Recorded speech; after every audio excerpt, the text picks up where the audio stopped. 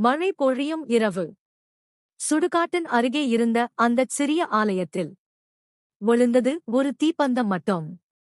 அங்கே உயர்ந்து நின்றார் சங்கிலி கருப்பர். கையில் வேல், மார்பில் சங்கிலி, கண்களில் நீதியின் தீ. ஒரு தாய் கண்ணீர் மல்க வந்து விழுந்தாள். என் மகன் குற்றமற்றவன், ஆனால் பொய்ச் சாட்சியால் அவன் சிறையில் என்று கதறினாள்.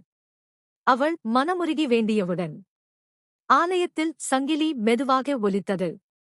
அந்த இரவே பொய் சொன்னவர்களுக்கு நிம்மதி இல்லை. தூக்கம் வரவில்லை. உள்ளம் நடுங்கியது. உண்மையை மறைப்பவன் தன் நிழலிடமும் தப்ப முடியாது என்று கருப்பரின் அருள் முழங்கியது. அடுத்த நாள் விடியற்காலையில் அவர்கள் எல்லோரும் வந்து உண்மையை ஒப்புக்கொண்டார்கள். மகன் விடுதலை பெற்றான்.